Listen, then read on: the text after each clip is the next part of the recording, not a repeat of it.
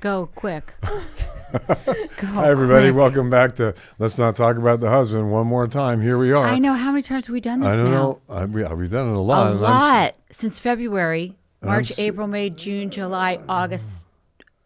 6 months, like 6 almost months. 7. Yeah. Here we are A again. lot of talking. It's a lot of talk. But we get to talk. I mean, we get to spend a couple hours a week talking to each other. I mean, how many people who've been together for 30 some odd years like sit around and talk to each other like just one-on-one for an hour or two a week? I mean, come on. We're lucky. I know we are. It's a good point. Yeah. So I was looking at your belt. Yeah. You got this. Is that leopard? No, is that a Kieselstein belt? It's not. It's like a knockoff. A Kieselstein, because I remember in the 80s, it was big to have those Kieselstein. Everybody wanted to have a Kieselstein belt, right? Yeah. It was like the first big fashion but they look thing. just like that. They look kind just of like it. Yeah. This is pony Dalmatian, it looks like. It looks like that. I was Doesn't going to say, is it? Yeah. It's not leopard. It's No. Dalmatian. It's Spot. Yeah. My first dog was a Dalmatian. That's and right. what do you think her name was? Spot. Spot. That's so original. I know. And I was terrified of. I was like 3 years old when we got this dog from a rescue as this female Dalmatian, and I was so scared of her. I walked around on the furniture for like 3 days. I walked around so that the dog couldn't get near me. I was terrified of dogs when I was 3. I don't know why. Did you get bit or something? I must have gotten bit at some point. I think I have a vague memory of a little beagle maybe biting me on the leg, maybe when I was like 2.5 or something. That might be it. So there's this Dalmatian, and Dalmatians like the sweetest dogs ever, right? I mean, they're a little high-strung sometimes, but this dog was the sweetest dog, and I was so fucking scared of this dog. I mean, I was like running around. I was terrified of this dog. Did you get over it? Eventually, I did. Because it's a sweet, Dalmatian named Spot. But yeah. Well, speaking of dogs, we, as I'm sitting here and flashing on this, could use a dog trainer. Because why? Oh, for Chita? Yeah, little Chita. We have an issue right now. She's 8 months old, right? 6. She's only 6. No, she was born in January. So January, March, April, May, June, July, August. Like all 8 right. months old. So well, she's a puppy, and she's not quite potty trained, and she barks. And we got to fix it. She's just started barking recently, and because the big dogs are teaching her to bark. She's learning to bark from the Rottweiler, who goes out and barks at God knows what from time to time. And the Rottweiler's bark is so loud, it's earth shattering. Totally. I mean, you think the glass is going to break in the house when she starts to bark. I had the alarm system on the house on those windows, and she sets it off. When she barks. That's right. You have that break alarm when it hears breaking glass or something like that, and the alarm goes off. And when she barks, the alarm goes off. Sets it off. So that's a whole issue. But I think we need to have a guest on that's a dog trainer. Or we need a dog trainer. A dog whisperer of some kind, because, I mean, look, she's the cutest dog in the history of the world, this little dog. I mean, little Chita Rivera, and she goes with cute. me wherever I go. Like to kill her at times. I come back. I don't mean that literally, though. There's a big turd on the living room. They're little rug. turds, though. Well, little turds, but they're still, tiny. For her biggest possible turd ends up on the living room rug, and I go, excuse me, dog? So the dogs teach the big dog's teaching her how to bark, but she's not teaching her how to poop outside. So how do we do that? I don't know. I mean, you're not supposed to rub their nose in it, right? I don't know anymore, because it's been a while, and I'm starting to get frustrated, because today she was in the bedroom, and she's been pretty good, but she looked over at me and she just squatted right in front of me, and I was like, no. I wonder if she's like pissed off because I'm not spending as much time with her. Well, yeah, because you had her in Canada all the when time. we were together 24/7 in Canada, and here, I go out, I go to the market, I do whatever I got to do. I leave her at the house, and she's probably pissed that I'm leaving her. Well, she's pissed, and she's pissing, and she's pooping. She's pissed. She's pissed off in the living room, pissing in the living room. I mean, I take her out all the time, and she goes and she does it, and she's very good about that. But there's a little disconnect happening, because the house is large, and she goes in these little areas, and we have to do something about it. Well, we've cordoned off all the areas that she likes to poop in, and she can't get there. So now she's finding new areas to do it. Yeah. But I mean, I've had a lot of puppies in my she's time. My 8th dog, and usually they get it at some point, right? Yeah. But I think maybe we need probably intervention. We need outside help. Actually, we need the intervention, because it takes us. It's not that they're necessarily training the dog; they're training us. The dog's training us, or the dog trainer's training us to train the dog? To train the dog. So we need the dog trainer. So is it like therapy? That we need like canine therapy? I mean, I think we have to be taught what to do. Because we don't clearly know what to do. Fuck we're doing. No, and So- the last time we had a puppy with Rocky, our Rottweiler was a puppy. She ate pretty much all the wood in the house. I mean, we had to put that sour apple stuff on all the furniture because she was eating through. She ate through the chairs, the 200-year-old chairs of my great grandfather. That he had this table built that would sustain. He had the table built so that he could put a stallion on it, and because he was a horse guy, he liked to show horses and stuff. So he said to the person who made the dining room table, this is a couple hundred years ago, I want this table strong enough so that I could sell a stallion on it. And it's this big honking table. And then Rocky came and just ate it. Well, she didn't necessarily eat the table, but she ate the chairs. She ate the chairs, yeah. I should do a dance video on that table.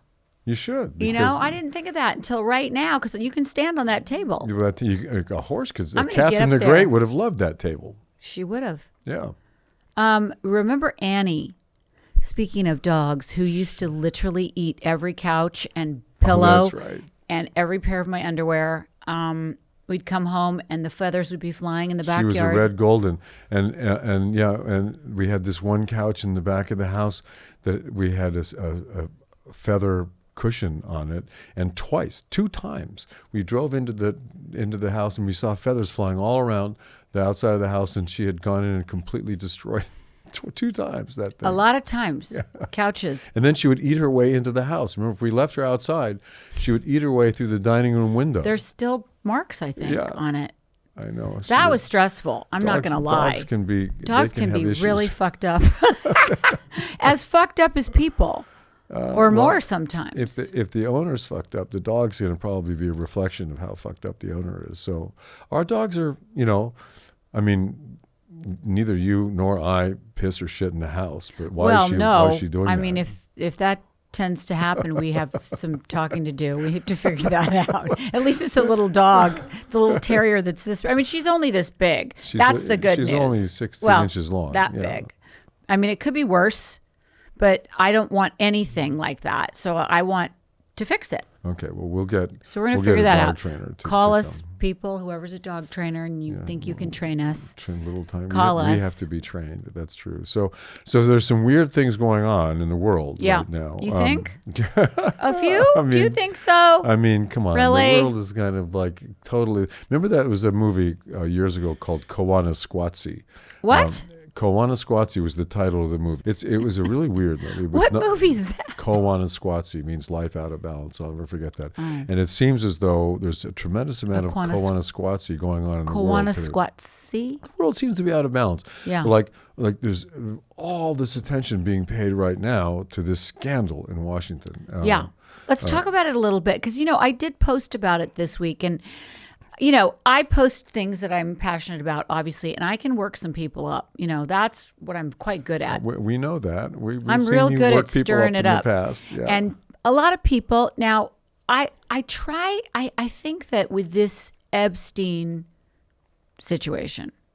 Who? Jeffrey Epstein. Oh, that guy. That's kind of the big deal right now, and that's kind of what everyone is trying not to talk about and distract from, but I want to talk about it. There's something about a love story that takes your breath away. Not because it's perfect, but because it's impossible. Imagine finding the person you were meant to be with in the very place designed to destroy you. Imagine choosing love when everything around you was hate. Everything designed to strip away hope. That's not just romance. That's survival. That's destiny. That's exactly what I felt watching Bao, Artist at War. The film opens September 26th. Visit baomovie.com to see the trailers. The movie stayed with me long after I watched it. Yes, it's a Holocaust story. But at the heart, it's about love, the kind of love that keeps you alive. Joseph Bao wasn't just a prisoner in a Nazi concentration camp. He was an artist, a dreamer, and a man who risked everything, not only to help others escape, but to keep love alive. And then there's Rebecca, whose courage matched his own. Together, their story is proof that even in humanity's darkest hour, love can light the way. And I'll be honest, by the end, I was in tears, not from the sadness, but from the sheer beauty of their love. If you were moved by Schindler's List or even the bittersweet hope in Jojo Rabbit, you'll understand why Bao is different. This isn't just about what was lost, it's about what was found. The resilience of the human heart. Love, joy, humor, even moments of laughter tucked inside the most unthinkable darkness. Bao, Artist at War, directed by the incredible Sean McNamara, opens only in theaters for a limited run beginning September 26th. Visit baomovie.com to watch the trailer, learn about Joseph and Rebecca's real-life journey, and find showtimes near you. Bao, Artist at War, opens September 26th. Do we know anything more than like the GP, the general public knows? I mean, we see the news and we see what's going on, in the news broadcasts. One thing I will say that because they had this at the Capitol yesterday. I think it was yesterday. They had the survivor people doing the survivor women doing a press conference on the Capitol. Yes. And I looked at CNN, they were showing it, and then I went to MSNBC, they were showing it, and then I went to Fox, and they were not showing it. There was no mention whatsoever. Big surprise. So anybody who watched that network had no idea that there were people on the Capitol steps revealing how they'd been abused by Jeffrey Epstein and Ghislaine Maxwell. So they're hearing an entirely different story. Isn't that odd? Isn't it odd? Isn't that so surprising that a news channel could actually manipulate the public? Well, it's called propaganda. Oh, and it works. It works. I mean, look what happened in the 30s in Germany. Propaganda worked like a charm. Of course, there was a little mess between the moment when the propaganda worked and the moment when the issue was resolved. A little mess called the Second World War. There's a lot of conspiracy things on TikTok, which I think is weird and fascinating at the same time. So a couple of them are while the survivors were speaking yesterday, those big jets went over. And allegedly they're saying that the White House sent those jets because it's a no-fly zone, and sent those jets out while those survivors were speaking. Well, because it is a no-fly zone. Remember, we heard the jets. We certainly did. And two or three times they flew over. It drowned out the people who were speaking a little bit. And so they're thinking that these jets were sent deliberately to just drown out the people who were really? Yeah, that's the TikTok chat. I mean, given the weirdness of the way this administration is behaving, I can't put it past them to do something like that. So let's just speculate for a second. What could be the problem? What is the issue that Trump and the DOJ and whomever else doesn't want these files to come out? Even though he said during his whole campaign,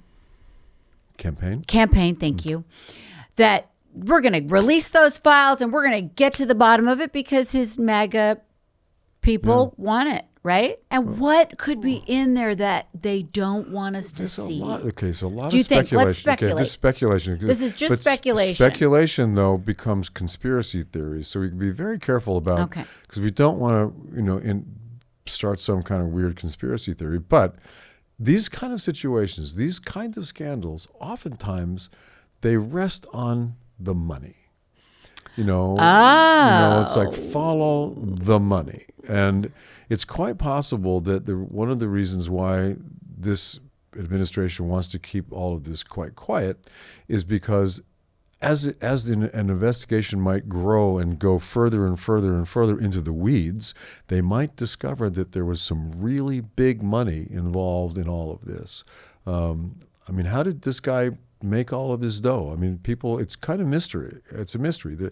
No one can really put their finger on how Jeffrey Epstein, managed to amass a $500 million, $600 million, whatever, when he a large passed, amount of money, and what did he do for that? Nobody really can put their finger on it.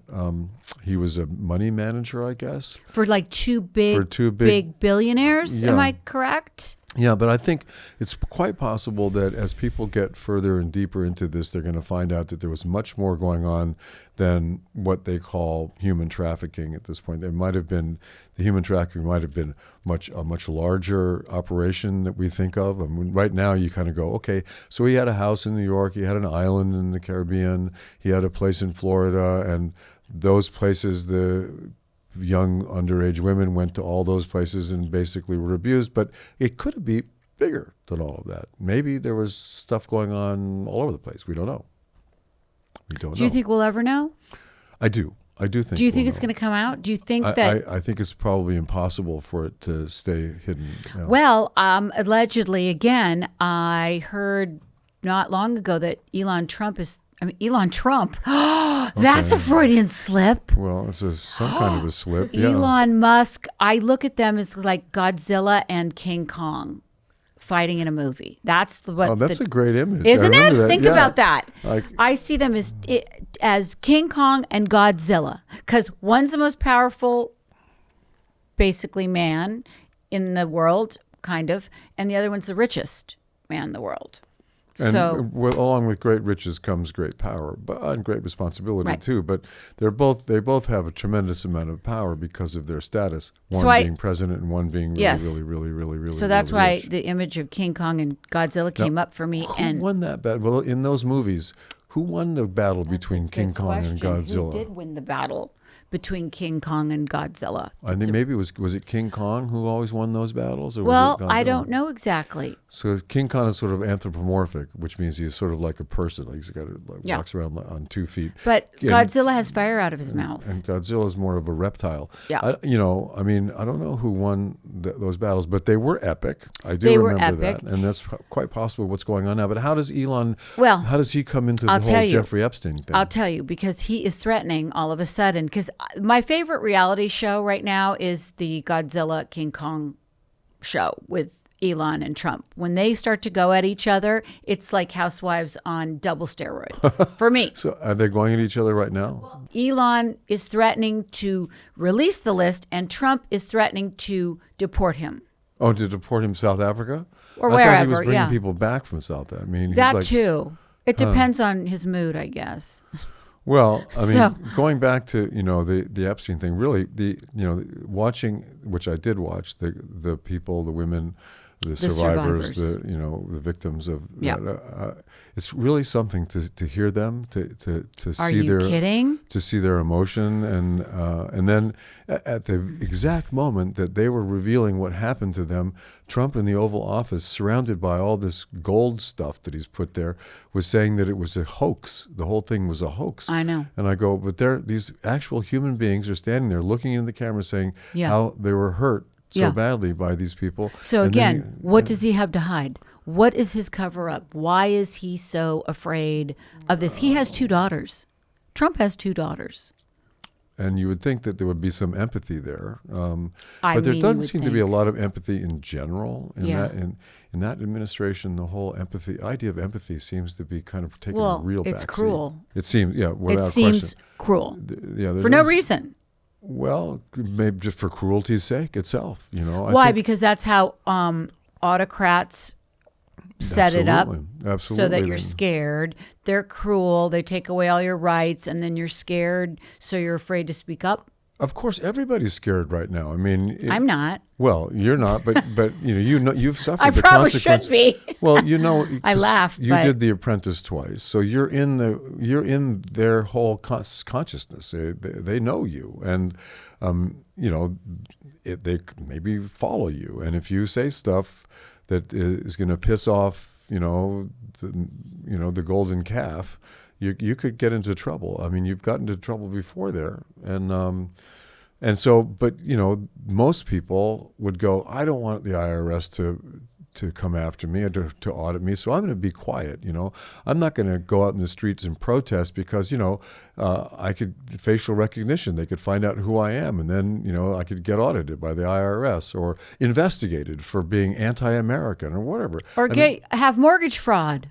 Or mortgage. I mean, What is how many of mortgage us fraud? have filled out every form that we've ever gotten when we've gotten a mortgage? Have you always filled them out perfectly? I'm sure not. Or like when you get a car, all those papers you have to sign. That's right. Could just you sign ever them miss off. one? You sign them.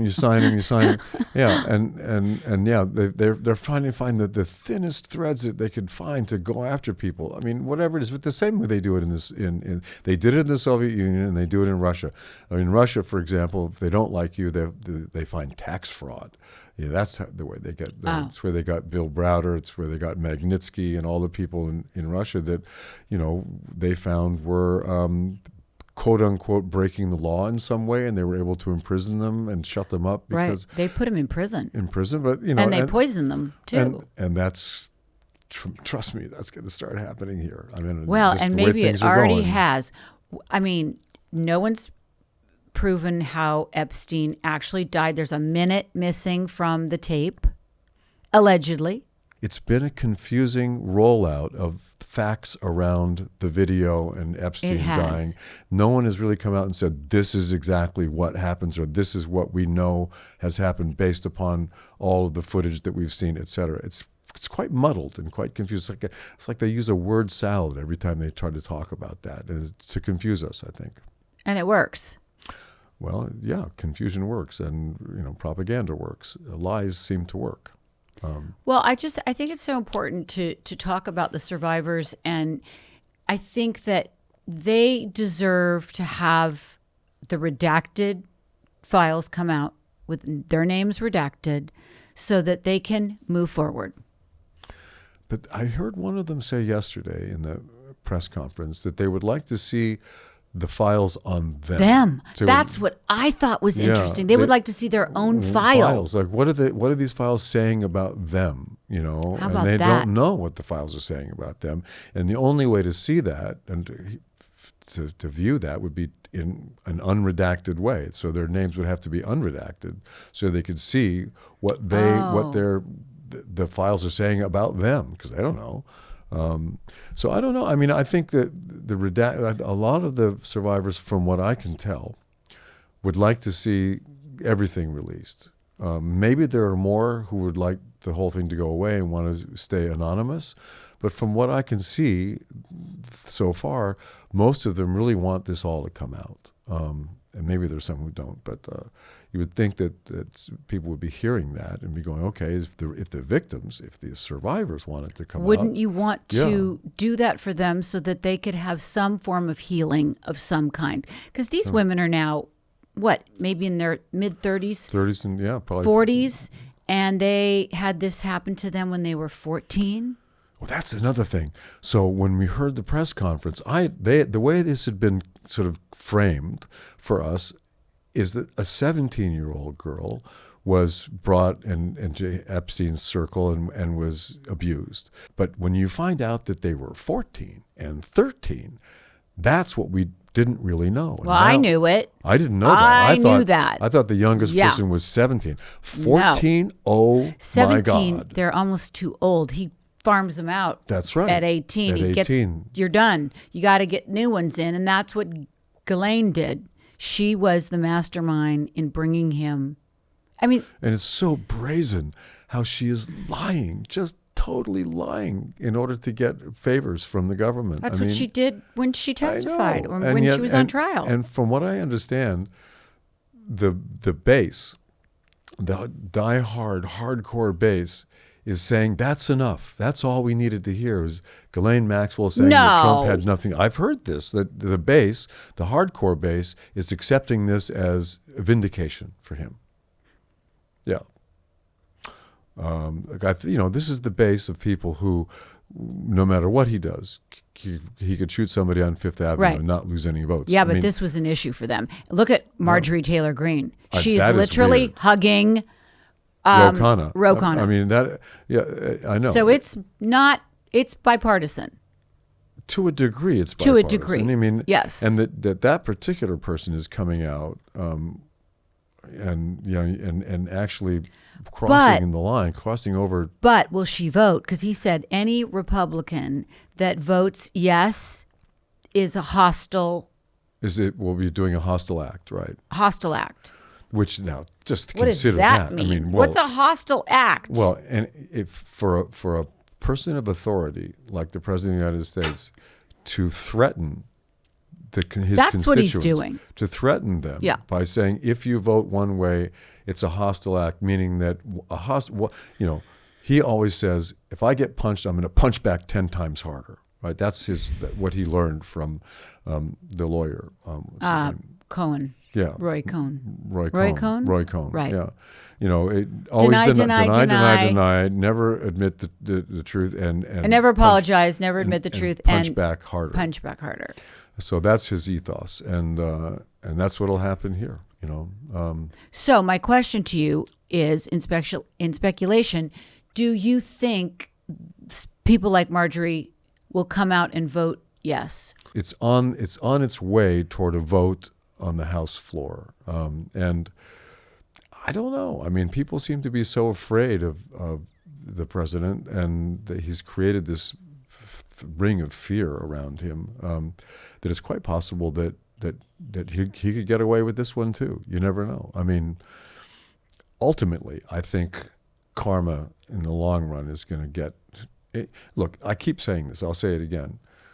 There are going to be books and movies and songs and poems written about this time for the next couple of centuries. And they're going to be good guys and they're going to be bad guys, and if there's somebody's going to come along like Homer and write a fantastical piece on this particular moment in history.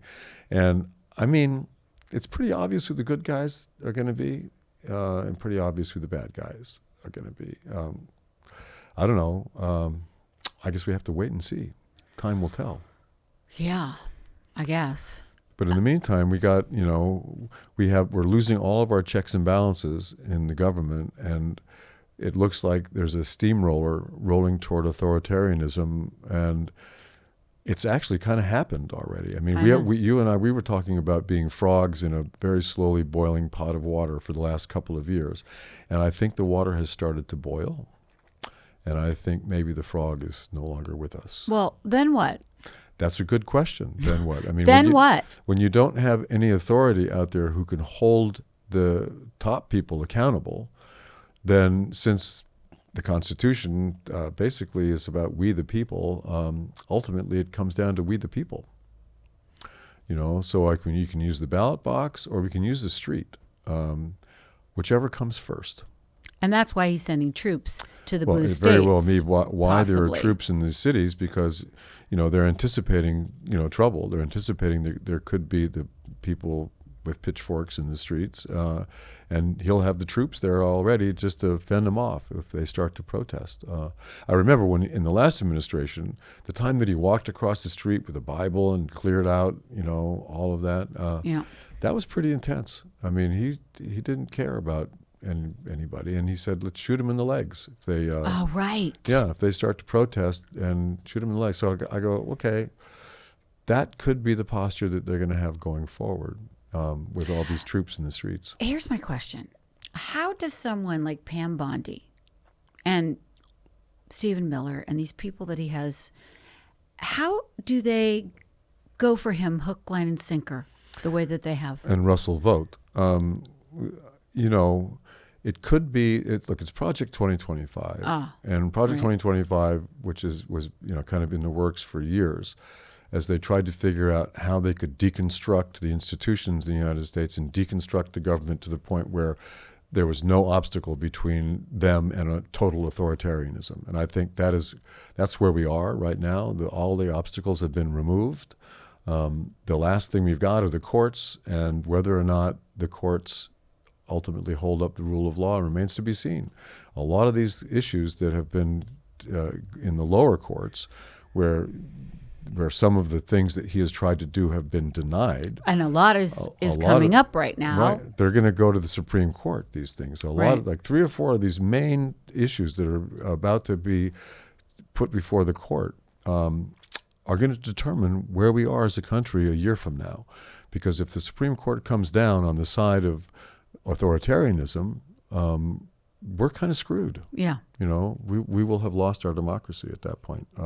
So we're hoping that the Supreme Court will hold, But there's always the possibility that the Supreme Court, which has demonstrated already that it will give him as much latitude as he wants, they could be part of the whole idea of moving our democracy toward an authoritarian system. And why would they want to do that?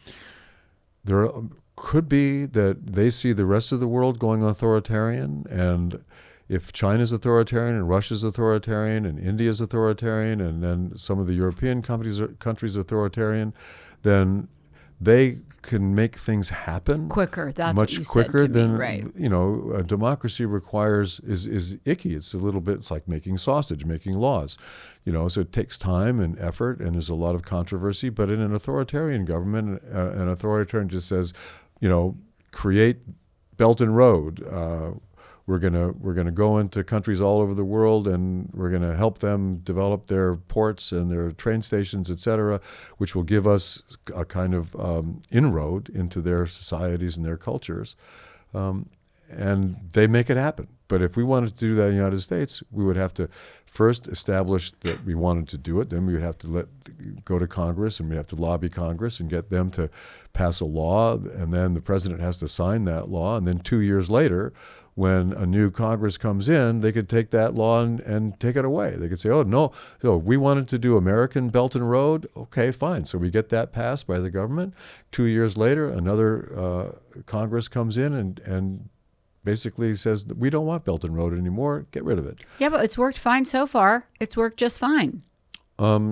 You mean our system? Our democracy, I would say, has worked just fine. I agree with you. It has. It takes a little more time, but I'm answering your question. Why would the Supreme Court want to endorse the idea of America becoming less of a democracy and more of an autocracy?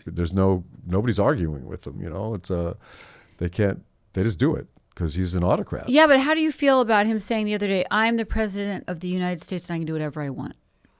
Well, that's a really scary thing to hear somebody say. And no president that I have ever read about or heard about, and maybe there are ones from the 17th or 18th century that I don't know,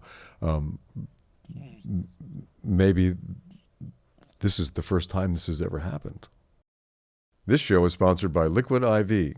Okay, so every time I fly, I know that I'm getting dehydrated because I get so dried out when I fly, especially if I'm flying a long flight from LA to New York or whatever. And Liquid IV, all I got to do is undo the packet, pour it into a glass of water, and bam, I'm hydrated. It's one of the easiest things you can do to get total hydration. I mean, water's great, but if you add Liquid IV to it, then it becomes like mega hydration. One stick of Liquid IV in 16 ounces of water is more hydrating than water alone, for sure. And you get 100% of the daily value of 4 essential B vitamins, B3, B5, B6, and B12. And that's an excellent source of vitamin C, too. It is on-the-go hydration. That's why I always take it when I travel. I get on the plane. First thing I do is ask the flight attendant to bring me a glass of water, throw some Liquid IV in there, and I'm hydrated for the rest of the flight. And it's hot these summer days, right? I mean, the need for hydration is becoming more and more essential. I mean, summer's almost over, so savor the last bits of summer with Liquid IV. Take it to the beach, take it camping, wherever you're going where it might be too hot. And by the way, Liquid IV has 3 times the electrolytes of the leading sports drink. I mean, how can you go wrong? It's got 8 essential vitamins and nutrients, always non-GMO, vegan, gluten-free, dairy-free, and soy-free. What's not to like? So savor the last bits of summer with Liquid IV. Tear, pour, live more. Go to liquidiv.com and get 20% off your first order with code Rinna at checkout. That's 20% off your first order with code Rinna at liquidiv.com. We're in a situation that I've never heard of before in American politics, where someone has created this much fear and gathered this much power around their presidency. It's a new thing. It is. It's a new thing. And a scary thing. It's scary, definitely. So the question is, what do we do about it? And people, I suppose, are going out in the streets a little bit once in a while, but you'd think there would be a bigger reaction to what's going on right now. Well, it just feels like everyone, because of social media and because of the way we're getting our news. I was watching I think I was watching one of the news channels. They were talking about that today, how because of misinformation, because there's so much out there, that people are getting misinformation and their local news isn't happening so much anymore. Local news is going away. So people like in a small town, this guy was saying, he grew up in a town of 970 people and they had their local newspaper and they trusted that. They trusted those, the questions and the answers. And let's say they were talking about health and vaccines and whatnot. They looked to their local newspaper to give them the answers that they needed. And they bought that and they trusted it. Now that's gone. The local newspaper's gone. So the paper's just gone because it didn't make it? Yeah, because it's not funded anymore. Okay, right. And so people are going to, say, TikTok and Instagram and whatnot, and there's a lot of misinformation. You know, let's talk about just the CDC and the vaccines and that going on. Yeah. People are getting misinformation. Fear grows. You go, oh my God, I don't want to vaccinate my children. All of a sudden, measles is, hugely on the rise again when it was totally pretty much almost eradicated, I think. Yeah, measles, mumps, all of those childhood diseases are going to come back if we don't continue to mandate, vaccinations. Well, to go and to all of a sudden, he's going to take all our vaccines away. Well, yeah, it's pretty crazy everything that's going on now, and it seems to be a reaction to the base. The base is very upset with the way things have gone for them. I guess NAFTA was, the trade deal between Canada and Mexico that took place during the Clinton administration and then the Obama administration, and then was redone by Trump in his first administration.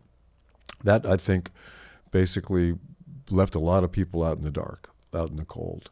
Meaning, like? Well, I mean, the trade deal that engendered more trade deals that allowed for offshoring. So, people started to go offshore to put together iPhones, to put together. So the business left. Business left. The States. The manufacturing left because of these trade deals. The world opened up over the last 30 years. There's been, this globalization effort that has happened. So the supply chain. But isn't that a good thing? Well, I mean, up to Inevitably. a point. Up to a point, it's a good thing, except when, you all of a sudden you have an adversary like China, who for some reason has now become adversarial. They were not for a long time, but now they seem adversarial. So a lot of our supply chain comes from China. So if China and the United States get into a fight of some kind, and China can say, we're not giving these chips to America, and America can say, we're not giving these chips to China, or we're not selling this oil, or we're going to sanction you if you buy oil from this country, all these things start to happen. And you go, wait a minute, but we're dependent upon China for our supply chain. If they cut off, little parts that we need for X, Y, and Z, or what, if we can't get those parts, all of a sudden we're screwed, which is what happened during the pandemic and when the supply chain dried up, and we saw how dependent we were on other countries and other places. And that we went, whoa, okay, so we better isolate, bring the manufacturing back to this country so the supply chain is under our own roof. We're not dependent on anybody else. So that's kind of what happened with the globalization effort. And then everybody realized during the pandemic, whoa, we're dependent on other people. We better now become autonomous so we don't have to be dependent on China or Japan or Vietnam or any of these other countries for our supply chain. But that didn't happen. That's not really happening. Well, I mean, that's what they say. They're all these tariffs are there to get people to start manufacturing in the United States. Yeah, but it'll take like 10 years for these companies to like build factories and things. I think it's crazy. It is crazy because the timing doesn't work, and there's going to be a big lag in the ability to bring manufacturing back to the U.S. and the supply chain. It's going to be, look. We're in a big mess right now. I mean, a big mess has been created, and it's going to be revealed how much bigger it is, especially if the Supreme Court comes down on the side of the law when it comes to these tariffs. Right, because they've said the tariffs are illegal. The tariffs are illegal. So, and the Supreme Court now has a Sophie's choice to make, because no matter what choice they make, in coming down on this issue, it's going to be very bad for the country. Because if they say the tariffs are illegal, they would have to pay them all back? Well, that's one way to look at it. Yeah, if all of the tariffs that have been imposed have been illegal, or some of them, enough of them, so that the tariffs themselves were an illegal tax on the people, then the people had to be paid back. And how do you keep track of the people? That means that because think about it, I know. Some guy who has a card shop on Ventura Boulevard, whose cards came from China, had to pay like a huge tariff tax for a couple of months, and maybe spent $4,000 or $5,000 more than they would have had there not been a tariff. That person deserves that money back. I know, but how would they keep track of that? I don't know. That's crazy. That's why it's Sophie's choice for the Supreme Court. Because if they come down on the side of the tariffs are legal, then the tariffs keep going, and the same junk that's happening right now. Prices are going to go up, and prices have gone up, and supply chains are going to dry up. They've gone up. Prices are going up everywhere. I mean, every store I go into, I look around and I see somebody on their knees putting new price tags really? on new stuff. And I asked this one woman a couple of weeks ago, I said, so how often are you having to come out and put new price tags on stuff? And she said, we're doing it every day. Every day. So the prices are going up every day. So, yeah. I know. My market, Bill, and listen, we're very lucky. You and I, very lucky. Well, yeah. We're very lucky, but I will say, you go to that market, that bill is higher. Well, I noticed for that everyone. I noticed that when I was away for a month and a half. I came back. I went to the market. I bought the exact same stuff that I always buy, and instead of it being $180 a week, it was like $220. See, I'm sure everybody's going, "Wow, Lisa and Harry are just really like we could almost be teachers at this point." What? What are you saying? The way that we're talking about this, I think it's very relatable. I think it just makes it talkable. I think it makes you understand what's going on instead of like what's going on. I think we're breaking it down quite nicely, if I may say. Once again, we're not experts, and we're just people. So whatever but we're living it. Whatever we're saying, we're just living it. Yeah. I think life, human life is really extemporaneous anyway. I mean, we're always making it up as we go along. So we're doing the best we can. We put it that way. We all are, but I think they can do better over there in Washington. Oh, are you kidding me? Yeah. No, it's a tough moment. It's a very tough moment. I would like to see those files released, though, just to be done with it. I think everybody would. Well, I mean, they're going to keep holding on as long as they can and trying to stretch this out and hoping that the American public forgets about it. I don't think they're going to forget about this one. They're not going to forget about it. That's the thing. Not this one. No, this one they're not going to forget about. They're not going to forget this one. So I want to see them come out. I want to see justice for these women. Because so often women are not believed in these situations. It's really tricky. I listened to one woman come out and say, I couldn't talk about this for years and years. It's so shameful and it's so horrible. A lot of women can't even share it with anyone. No, I totally buy that. And when they share it, look what happens. Well, they're not believed. The perpetrators usually get off. Well, how about Ghislaine Maxwell is positioning herself as a victim right now? Yeah. Okay. And she, by the way, she should be sent back to her maximum security prison. I'm going to say that right here. Well, of course she should. She should not be with Jen Shaw and the blood lady. Who's the blood lady? The drop of blood lady? Elizabeth Holmes. Theranos. Elizabeth Theranos. Yeah. She's over there in the prison country club, they say. I mean, I don't know. That's what I hear.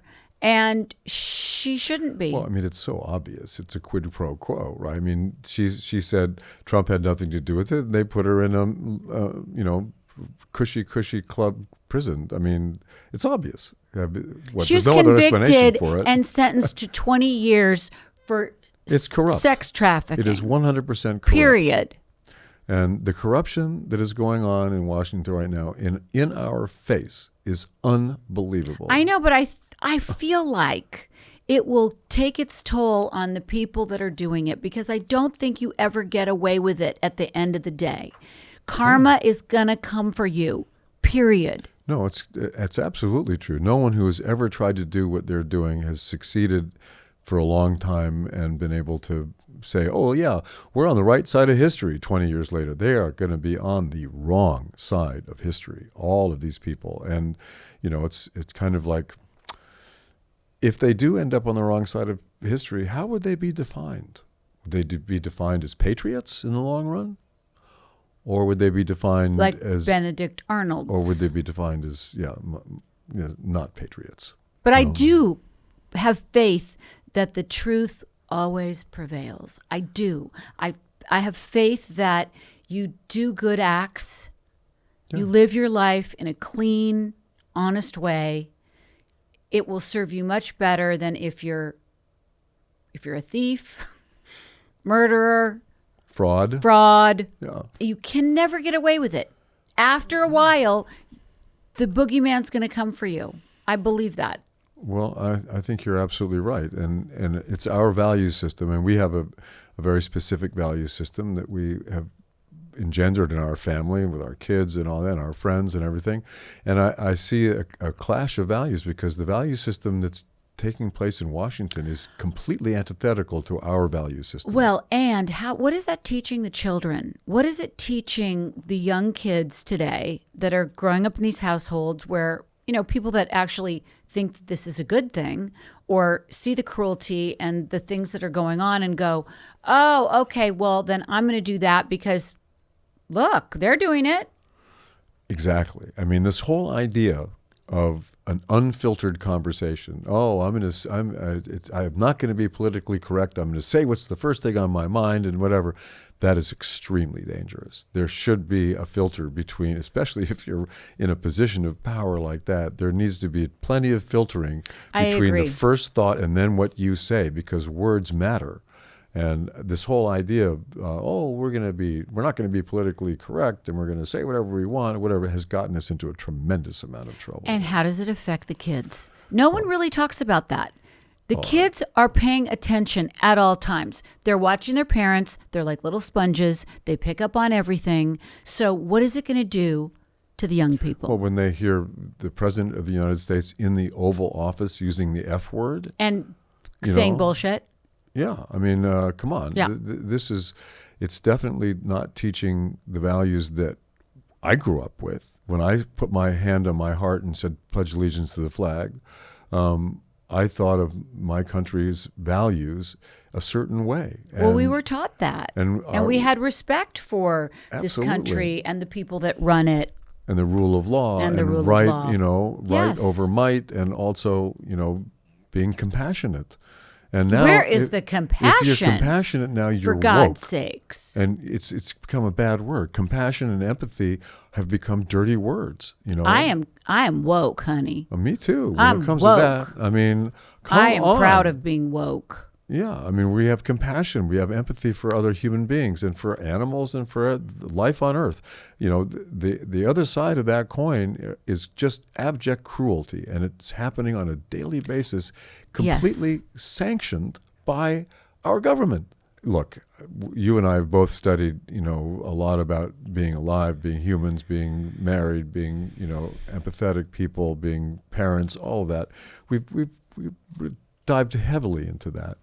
And you look at what's the kind of people that are running our government right now, and they are cruel, they are unempathetic, they are unsympathetic. And I don't understand it. I don't understand it, especially for me, the women.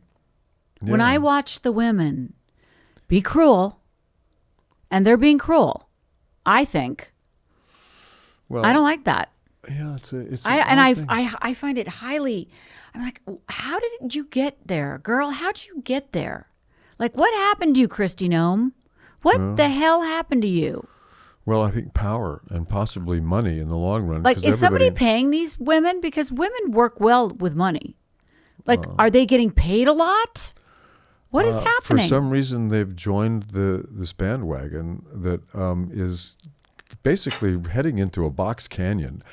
It can't really go anywhere else. I mean, it's it's going to smash into itself. I don't think there's any way for this to come out very well for these people. Well, good luck. Good luck to you girls. Yeah. And boys, but girls especially. For me, I'm That's sad, isn't it? It is so sad. But we're going to save it. I'm an optimist, and I believe that, the good intentions of good people in this country will ultimately win the day. Yeah. Who do you think is going to win, Godzilla or King Kong?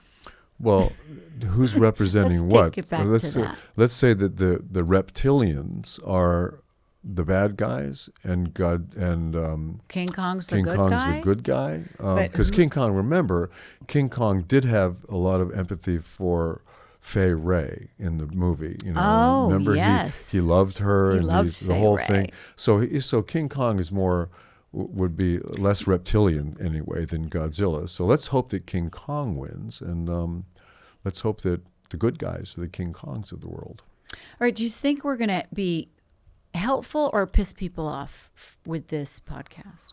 Oh, you mean the reaction to this podcast? I don't know. I think that, look, the country's divided right now. There are people who are listening to one thing. There used to be, before the Reagan administration, and I think it was called the Fairness Doctrine. Maybe, Eve, you can check on this. And there was a thing where every broadcast outlet, if a Republican came on and did half an hour, they had to have a Democrat come on and balance it out. Yes. And I think it was called the Fairness Doctrine. Yeah, the Fairness Doctrine was a policy that required holders of broadcast licenses to both present controversial issues of public importance and to do so in a manner that fairly reflected differing viewpoints. Exactly. Where'd that go? So Reagan got rid of it. Oh, he did get rid of it? Yes. He did? He got rid of the Fairness Doctrine. I think maybe by executive order. We have to find out how that happened. But that happened during his administration, and that allowed Fox to become an independent station with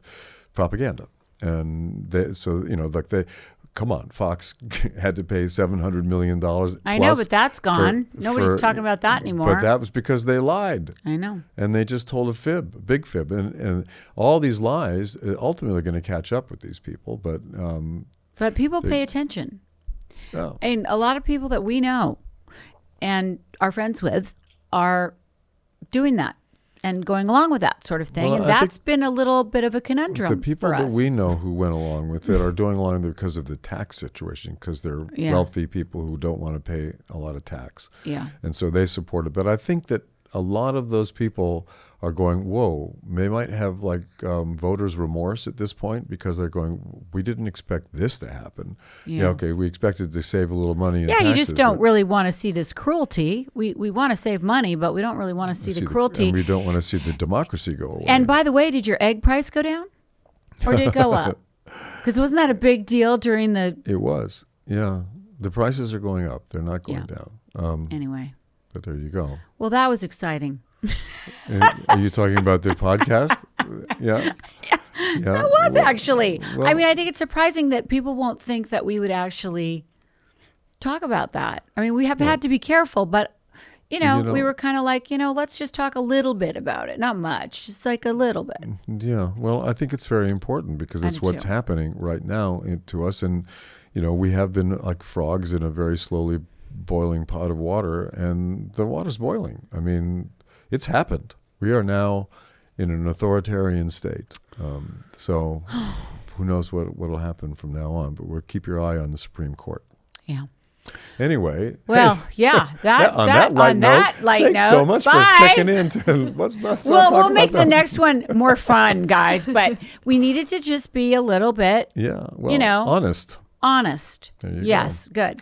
So we'll see you next time. We'll be silly and, who knows what we'll talk about. We'll answer some questions. Yeah. I got some things to say always. So do you have something to say? I will, yeah. Well, here's the place to say it. Well, I'm going to do the next one. Thanks, everybody. Bye.